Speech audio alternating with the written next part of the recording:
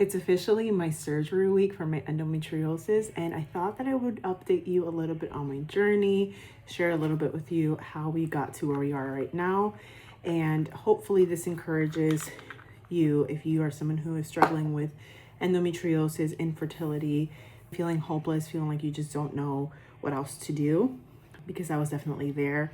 And honestly, I'm really thankful for the journey that I'm on now.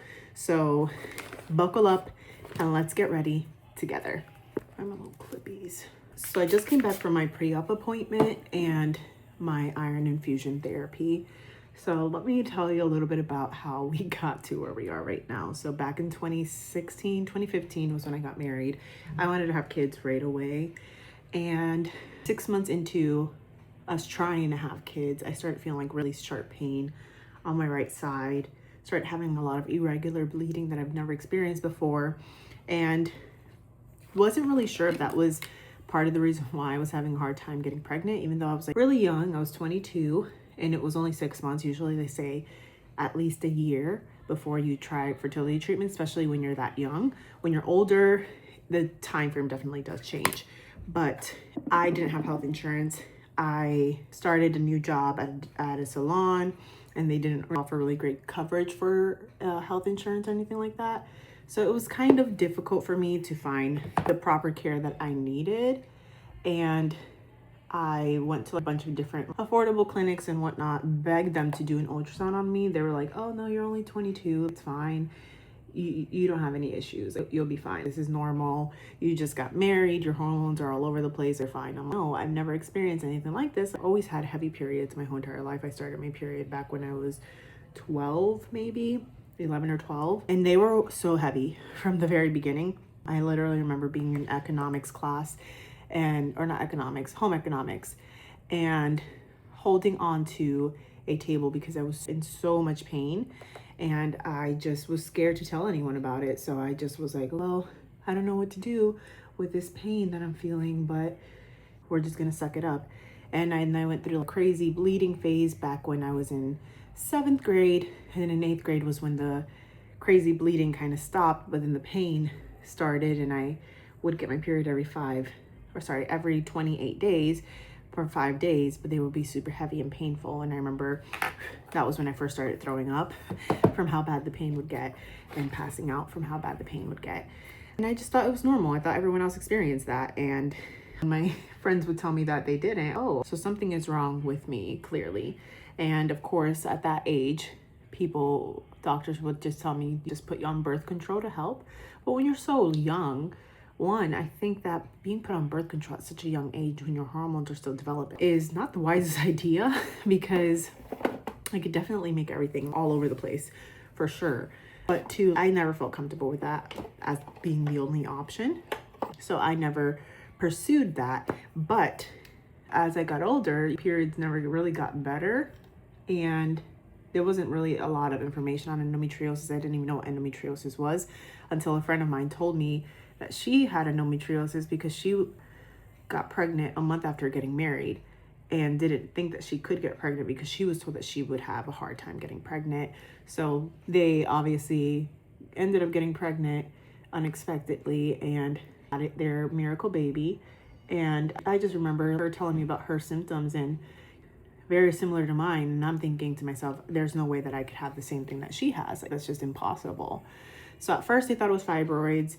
They didn't want to do, at first I had to beg to get this ultrasound. I finally got the ultrasound, and at first they thought it was fibroids because they found a 9-centimeter mass on my right ovary and a couple of other cysts in a cyst in my left ovary. And then they found a couple of other little small cysts or whatever, at least that's what they could tell from the ultrasound. So at first I thought it was fibroids. So I go and I try to find a specialist to take care of me, but without having health insurance, it was really hard to be seen by someone. So I find a doctor after a couple months, probably 9 months passes now at this point, maybe even less, but it had been a full year since my ultrasound, my first one. And I find this doctor who was like affordable, so I could self-pay for him back when it wasn't that expensive. And I did self-pay with him, And as soon as I told him my symptoms, I told him about the ultrasound, all that stuff. He's like, oh no, that does not sound like fibroids. That sounds like endometriosis.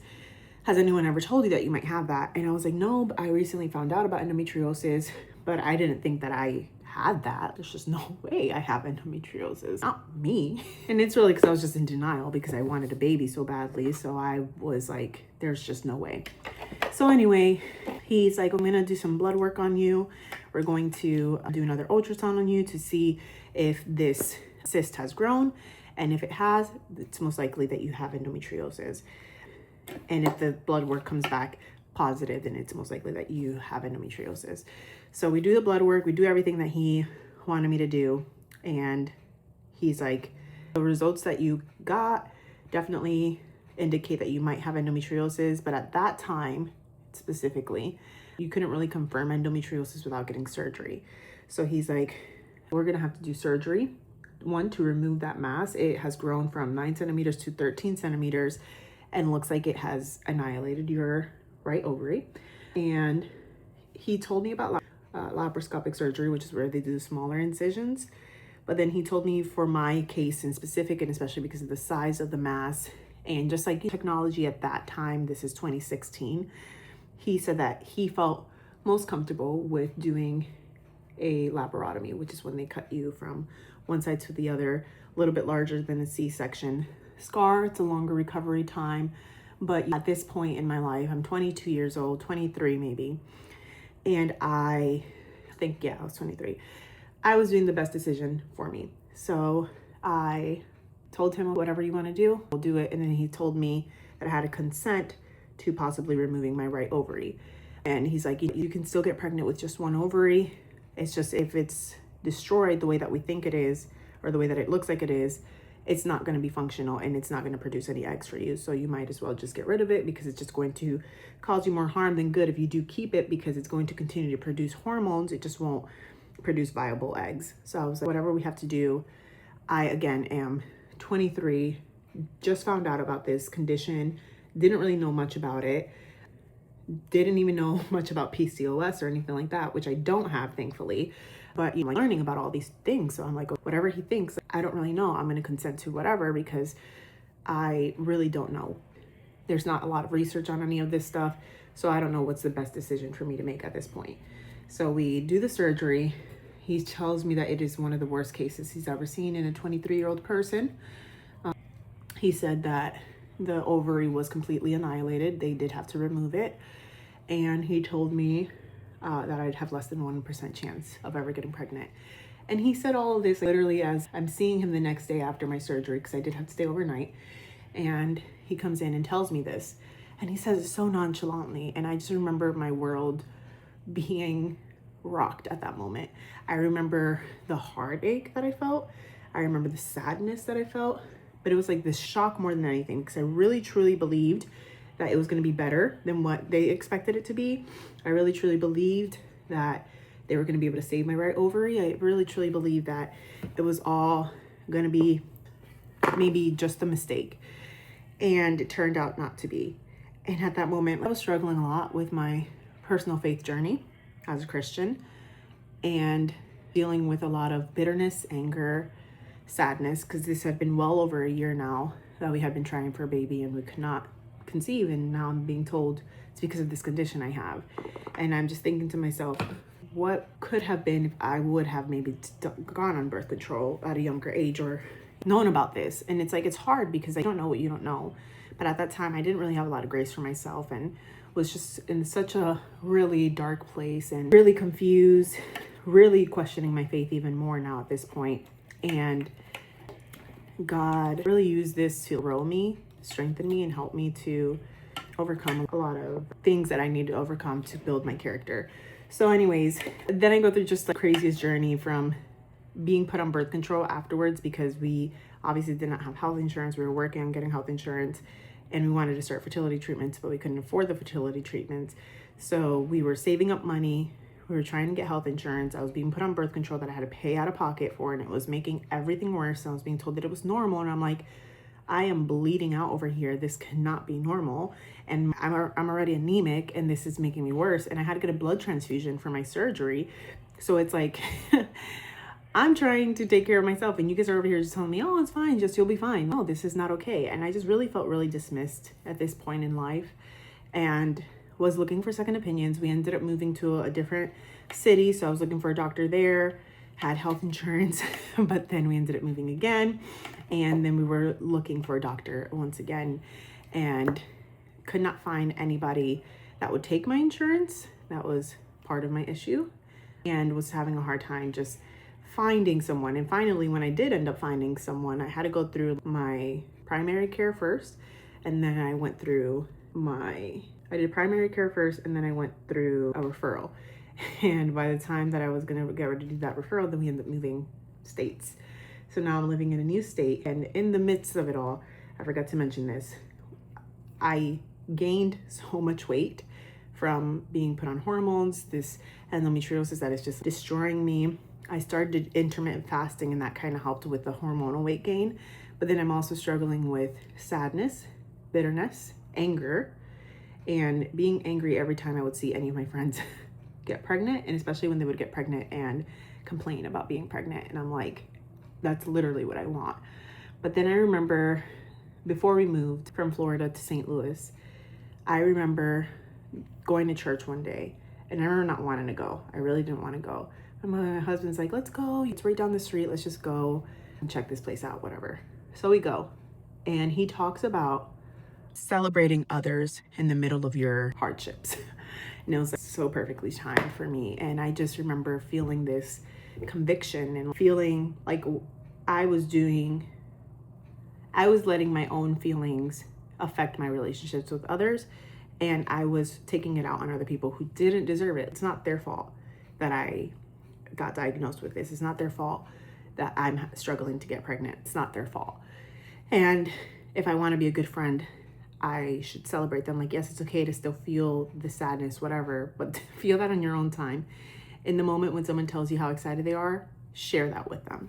So anyways, we end up moving, and my faith really strengthens at this point in life. And I am on a search for a good doctor once again. And again, now we're having to get new insurance in a new place. So that took us a while to finally get, and then we're in the middle of 2020, COVID time. So it's even harder to get appointments now with doctors. So it's just like this journey that I don't know when I'm finally going to get seen, when I'm going to finally find a doctor, when I'm going to finally get insurance. And I'm just going through the motions, taking it one step at a time. We finally do get this insurance that ends up covering endometriosis specialists. And it took me like a year to get seen with the gynecologist that I had. And because they end up canceling my appointment 20 million times for the evaluation and for endometriosis evaluation. So I end up having to switch healthcare providers. So necessarily my insurance, but like the, I guess that is taking care of me. So it's like this medical group, they just kept canceling me. So I switch over to this other one, and they literally get me an appointment within a week of me. So I get seen by my doctor, or by my gynecologist, and she's super understanding about endometriosis. Like, she's not necessarily a specialist, but she has been like a lot of study and researching on this. And now this is like years later, right? So much has changed in these 8 years. And what's so interesting is that every single time that I would go to the doctors and tell them like it did as my surgery and stuff, they're like, why would they do that? Why would they cut you open like that? Why did they remove your ovary and like all these things? And I'm finding out all this information about like, didn't have to do it the way that they did. But one, that was what the doctor thought was best at that time. And two, that was also, I felt was the best option. Like, of course, I want you to cut me open completely so that you can see and make sure that you don't miss any endo, that you get all of it. I don't want any of that in me at all. So I'm making the best decision that I could with what information I had. The doctors are making their best decision that they can with the information that they have. And I, another ultrasound now. Now I'm getting referred to an endometriosis specialist within the same medical providers. And I end up having to get another blood transfusion because I was so severely anemic. Bleeding had gotten so much worse. And they tell me that I have possibly now a new condition called adenomyosis, which is essentially when endometriosis itself in the muscular wall of the uterus, which is hard to remove. So they usually end up doing a hysterectomy for that. At this point, I'm 30. So now I'm 30 years old, and I'm almost 30 years old, and I'm needing a second blood transfusion, being told that I'm possibly going to need a hysterectomy, and essentially being told that I will say that they confirmed the adenomyosis through an MRI. I forgot to mention that too. I know this is a little all over the place, but I get an MRI after my blood transfusion and all that stuff. They confirm that it's most likely adenomyosis. They confirm the size of the mass. It grew from 3 centimeters to 9 centimeters within 8 years, which I think compared to the other one definitely is a really great sign. But this one now is inside of my ovary. So it's a very delicate surgery that not a lot of doctors feel comfortable with doing. And at first my doctor feels comfortable with doing it, but once she sees my MRI results, she tells me straight up, we're gonna have to remove that ovary. So you're gonna have to get egg retrieval if you do want to have a baby, possible surrogacy, because with having adenomyosis, you most likely will not be able to carry. So like telling me all these things, like all worst case scenarios, and I'm just like, oh my gosh, I'm not even 30 years old yet, and I have to make these life altering decisions. But I never felt comfortable. I never felt and just at peace with what she was telling me. And I was on the hunt for a second doctor and a second opinion. My friend who has endometriosis surgery, she has an excision. So I had an ablation in 2026, which is where they just basically burn off the endometriosis, but they leave the root still. Excision is where they actually go in and remove it from the root. And it's very, very meticulous, very tedious. So a lot of doctors don't feel comfortable doing that. And tells me about this Facebook page called Nancy Snook. And it essentially is a Facebook page that has endometriosis doctors who specialize in excision surgeries and even in some cases fertility preservation, which is what I was looking for. And she was just telling me how much better she felt after her surgery and that it was the best thing that she ever did, and to really look into like one of those doctors. And she tells me about the doctor that she goes to, but this doctor ends up moving from St. Louis to Atlanta. So now this is like the year 2023. And end up moving from St. Louis to North Florida. And I see that Atlanta is not super duper far for me. So I'm like, okay, 4-hour drive, like we'll totally do that for the sake of going to this doctor. So we to the doctor, tell him what's going on and everything like that, tell them about my results and stuff. And they're like, oh no, we can definitely help with fertility preservation. There's a doctor's clinic that is closer to you. Since you live in North Florida, this is in Jacksonville, and depending on how far away that is for you, this doctor, he does very similar work to me. Someone that I recommend for my Florida patients usually to go to. He is a little bit harder to get into, so definitely reach out. So I was like, yeah, reach out.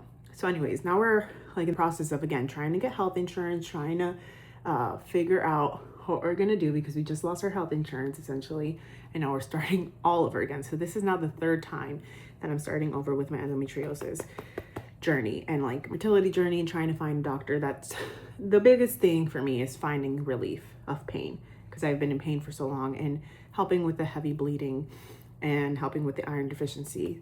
I had to get iron transfusion after my infusion, after my blood transfusion, and obviously don't want to get a third blood transfusion. Like, not good for you to get that many. The less that I could do, the better it is for me.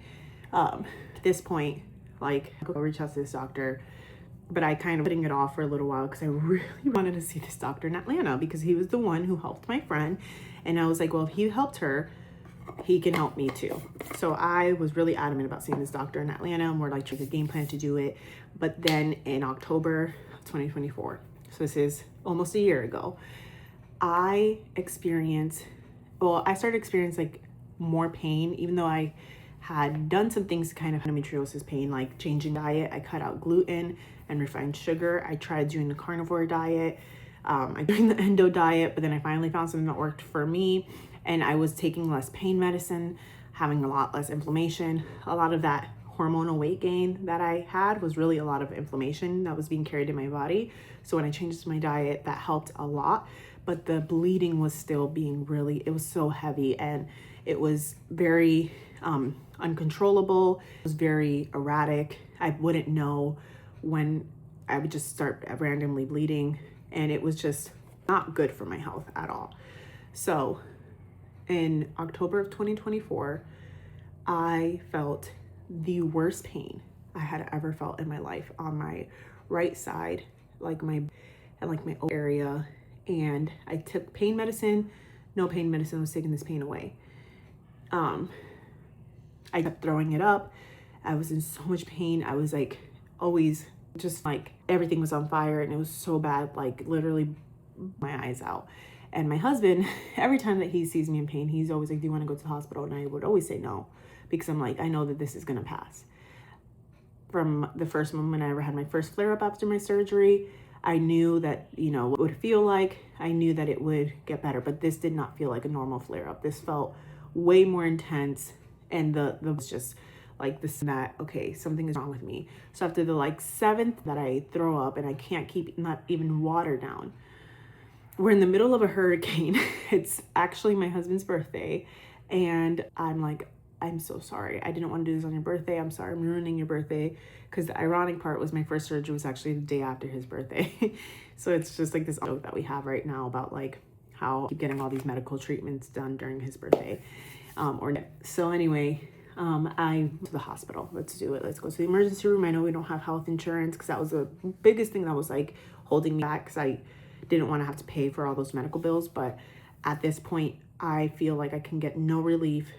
I am feeling this pain for the past like 3 days, just getting worse and worse, and I can't even keep anything down. So I know I'm severely dehydrated at this point, and I'm like, I just really nervous too, because I guess the biggest thing is I know that I have this mass in my left ovary.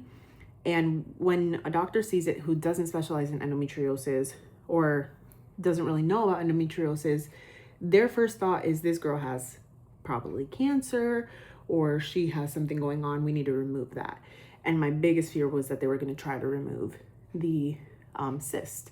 Anyways, I go in, they do all this work. So they do MRI, CAT scan, ultrasounds for days, pelvic exam, all the stuff. And lo and behold, they see that I have this huge cyst, but they also find out that I have a kidney infection now. So I had a UTI that turned into a kidney infection, and it was because of this, the way that the cyst was pushing, or my ovary was pushing down against my bladder and like it was essentially causing like so now I have this, and they're like, well, we can't do anything here. We have to take you to this other hospital that's in Jacksonville, and can actually take care of you, because they have a gynecologist who specializes in endometriosis. Because I had to keep telling them over and over that it's not cancer, it's endometriosis. I know it looks really crazy, because if you've never seen endometriosis, or whenever you look at my scans, like they look really insane, but I'm telling you, like that's it is. It's just endometriosis.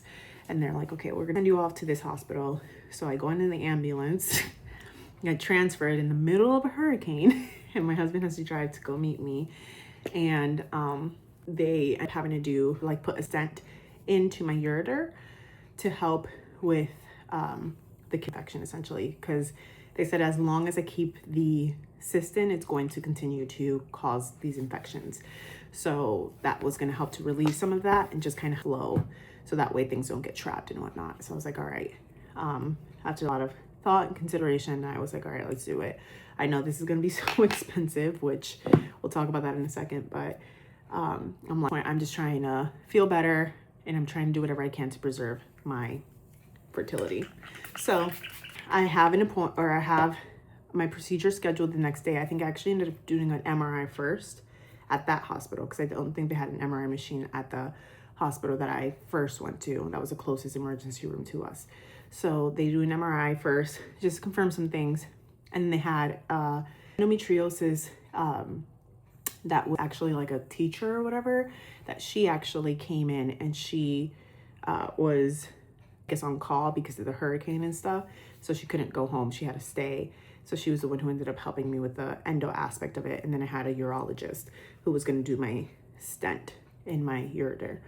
So I get in the hospital for, I think it was like almost days that I'm in this hospital, getting a cystoscopy, I think is what it's called, where they put the in.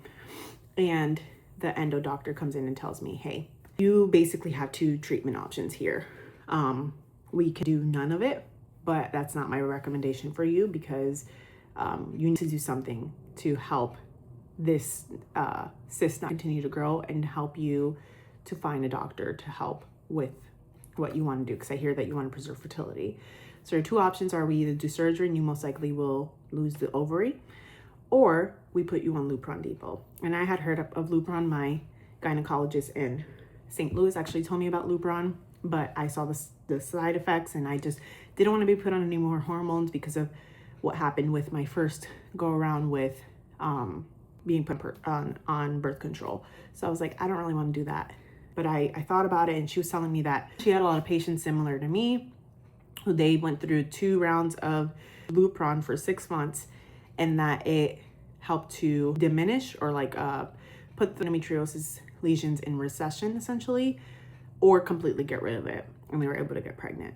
So I thought about it, prayed about it, decided to do the Lupron, even though I knew that some of the side effects were irritability, all that stuff.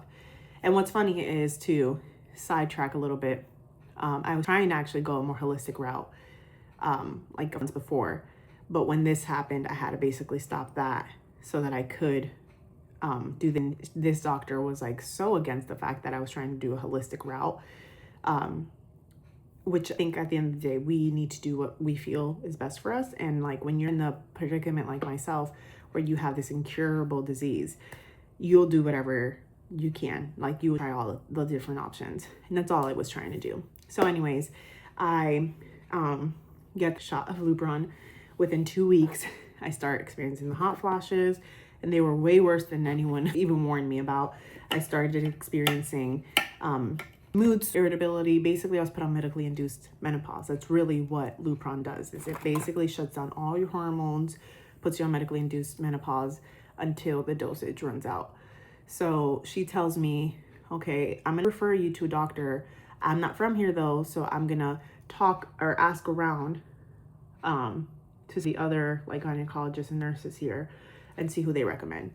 And she recommends to me the same exact doctor that the doctor in Atlanta recommends to me, and tells me that he's going to be my best chance because he is a fertility specialist and endometriosis specialist, and that tells me the same thing. He's ready to get in with.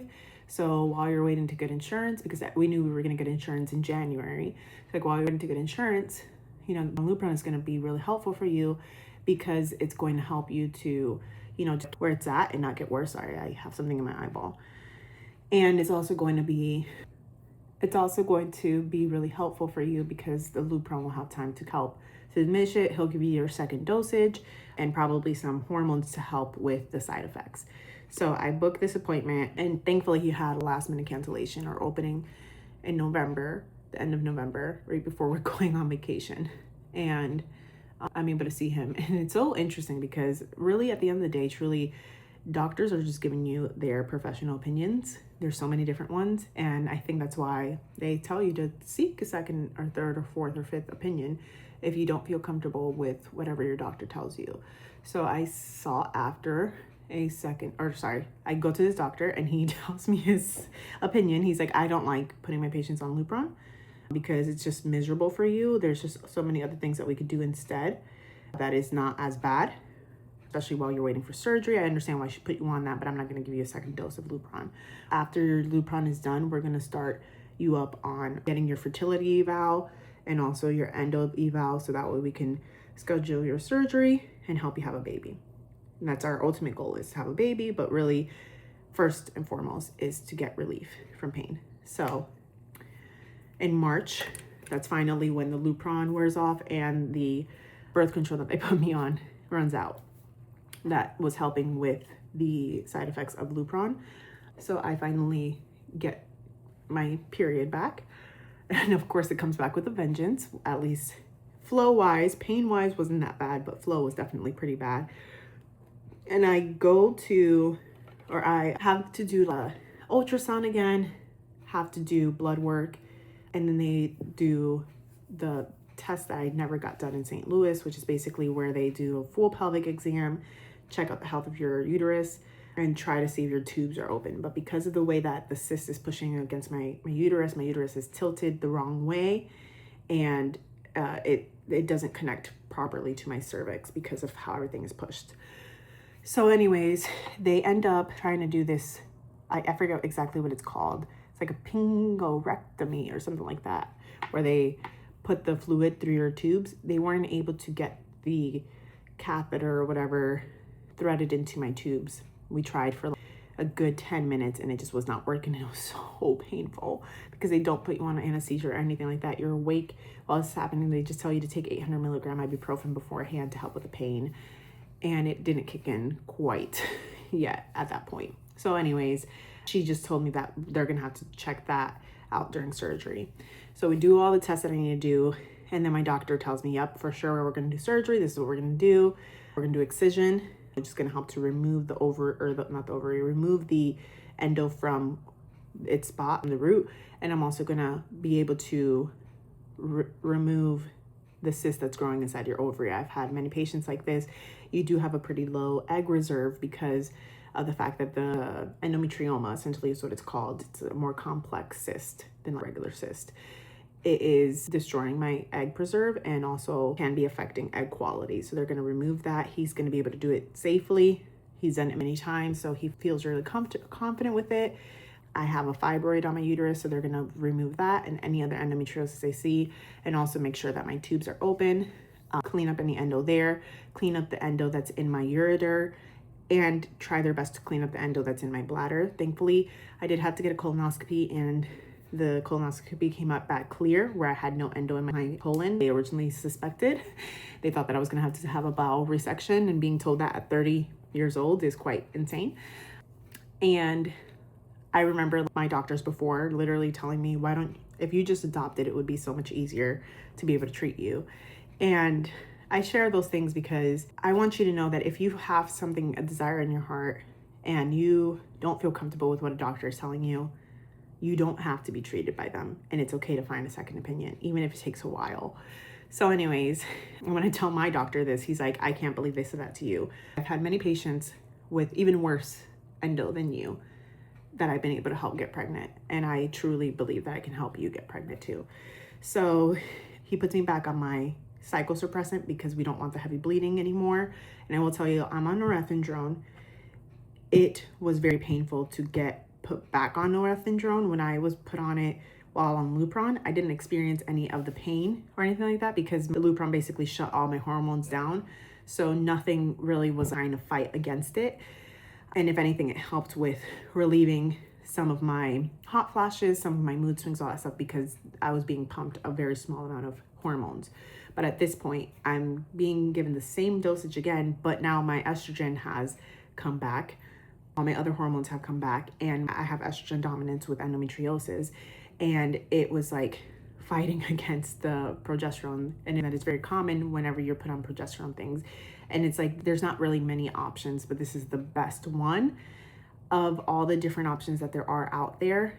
You will have to experience some side effect for a little while, but it will pass within a month or so, which it did, but it was very hard. I couldn't walk. I was in so much pain, terrible gas pain, just feeling the pain shooting up my body, couldn't breathe. It was just miserable for the first month. They put me on some estrogen. They gave me a little bit of estrogen, even though I obviously have estrogen dominance. They gave me the lightest dosage just to help to counteract it. I also experienced really heavy bleeding. So the estrogen was supposed to help to counteract that. And they upped my dosage of norethindrone from 5 milligrams to 10 milligrams. So anyways, after a month or so, my body finally acclimated. And thankfully, I've experienced a little bit of spotting here and there, but it's been so light and minute, so we're not really too concerned about it. But it does take your body about 6 months to regenerate the iron that it loses. And since I did lose quite a bit of blood back in June, I now have to get iron infusion therapy. And I couldn't get in do all my rounds before my surgery. So we are in the middle of that. I actually just had that done today as well. But now this doctor, he's going to do laparoscopic. So it's going to be a lot smaller incision. He is going to do the cyst. I can't remember the exact word, basically removing the cyst from my left ovary, cleaning my tubes and trying to save them. If he needs to remove one, he said that depending on if it is damaged at all, if he thinks that it's beyond repair, and he's a fertility doctor, so he's not going to want to do this. This is if he really needs to help make sure that the endo doesn't come back worse. that he will have to possibly remove one, but he will make sure that I at least have one functioning or semi-functioning tube, because their goal is to never remove anything that they don't have to. And he, like I said, they're going to remove the endo from my bladder, the fibroid, anywhere else that I have endo. Obviously with the adenomyosis, it is a little bit more complicated, but he's not really too concerned about that. So I'm having my surgery on Friday, September 26th, and it shouldn't be a long recovery compared to my first surgery, but because they're doing a lot, they're also doing hernia repair. Since they're doing a lot internally, that might take a little longer to heal than the external part. I think they said up to 4 weeks to heal internally. So that is definitely going to be pulling me back from doing a couple things. I am a makeup artist, so I carry a very heavy makeup bag and have to stand on my feet for a very long period of time. Also, I'm a part-time worship leader at my church and have to use my core a lot. So I'm just kind of at ear. I think the hardest thing is definitely, like, I don't know exactly what the results are going to be of my surgery. We have like main plan, and we have some contingency plans in case if this ends up looking different than what we want it to be. Then we also have, I don't know exactly what recovery will look like, because there is a small chance that they'll have to cut me open a little bit bigger if they can't remove, because I do believe there are some lesions on the outside of my bowels, but not the inside. So if they can't remove all of that correctly or safely, they may have to cut me open a little bit more. I don't know if I'm gonna have to stay overnight at the hospital or not. Might have to put basically like that I'd have to carry around for like a week to help with the drainage of my bladder. And that's something that we won't know until surgery. So there's a lot of unknowns, because technology can only do so much. MRIs can only do so much. CAT scans, ultrasounds can only do so much, can only show so much. And it's not until you're really in there where you really see what's happening. But finding a doctor who is really well-versed, well-knowledged, has plenty of success rates and amazing testimonies. And what's so crazy too is I have a couple friends who actually have gone to this doctor. One of them actually ended up getting pregnant after doing her surgery with him. So I just know that this journey that I'm on, it's been a very, very long one, but it's for a specific reason. It's helped me to grow my strength and endurance in my faith. It helped me to become more resilient. It's helped me to really get clarity on the important things in life and prioritize like what matters and what doesn't. And it's also helped me to become more educated, and that it's okay for you to go to a different doctor if you don't feel comfortable with the doctor that you're with. I think that's the biggest lesson that I've learned, is that at the end of the day, doctors are giving you their medical opinions. And if you just don't feel comfortable with what they're saying, it's okay for you to get a second opinion. And if it takes you 10 years to finally find the right doctor, happens for a reason and at its perfect timing. And right now I feel so many different emotions. Of course, I feel relief. I feel excitement, but I also feel nervous. I feel scared.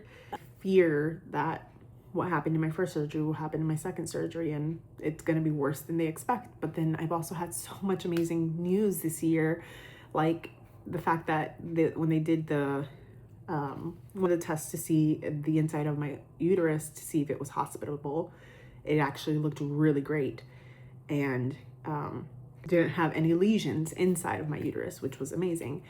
The colonoscopy, it came back clear. She said it was the best colon she had ever seen, and she wishes more patients had a colon like mine.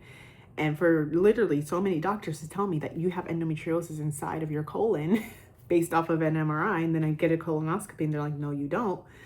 Like, those two things alone are truly miracles. And I am firmly and truly believing that God is going to do a miracle in me in this surgery. My prayer and my belief is that when they go in there, that they're going to actually be confused, because every single scan, every single test, every single thing, every symptom that I've ever felt is all going to point to nothing, and that they're going to see that it's clear and free of endo and free of adenomyosis, and not really have to do much besides maybe possibly removing my stent, and that's it. Like, is the miracle that I'm believing for. But even if that doesn't end up being the case, I know that God is still going to do a miracle, and I know that he is still good, and I know that he has a greater purpose and a greater plan for me and my husband and our family. And I know that he is going to bless us with that biological child that we have been praying for and yearning for. And I know it's going to happen soon. He's been preparing me for it. He's been preparing my husband for it. And I just wholeheartedly believe that it's going to happen soon and at God's perfect timing. So if you're someone who is going through the same thing, I hope that this story, or I hope that this video is helpful for you, to help you feel that you're not alone, that you're not crazy, that your symptoms are valid, and to advocate for yourself, stand up for yourself, and only you know your body best. Even if you have the best doctor in the world who has so much experience, you know your body best, and you know what's best for your body. And if you don't feel 100% at peace with something, you don't have to do it. And it's okay for you to keep on searching. I'm going to link below, if you do have endometriosis, the Facebook group that helped me to find this doctor, actually on there. And I saw, actually, I think it was 2 or 3 weeks ago, an amazing testimony about him. So I'm really excited for this surgery, and I just know that I'm in great hands, and I'm really thankful for everything that I've gained from this journey and this experience, and for finding this doctor, because I know that he's part of the answered prayer and in the testimony that is going to bring so many people to the feet of Jesus. Oh man. Whew. So anyways, if you have any other questions, let me know below. I know this was a little bit all over the place. I really wanted to share my full story in the smallest amount that I possibly could, but it's a pretty long journey. 10 years, it's quite crazy. We're here, and I know good things are coming soon. So anyways, I love you all so much. Keep me in your prayers if you're the praying type, and I'll definitely keep you posted on how recovery goes, and try to share more videos like this if you do enjoy them. I know this isn't my regular content, but if you do enjoy it, definitely free to let me know down below, and I'll share more type of videos like this. I try vlogging, but I'm just not the vlogger type. I get too caught up in the moment, or I just forget. And I'm like, crap, I forgot to vlog that. And also, like, in public on the camera. She's a little scary for me, but we'll push through. We'll get there one day, maybe. So anyways, I love you all so much. Thank you for everything. And I'll see you guys very soon.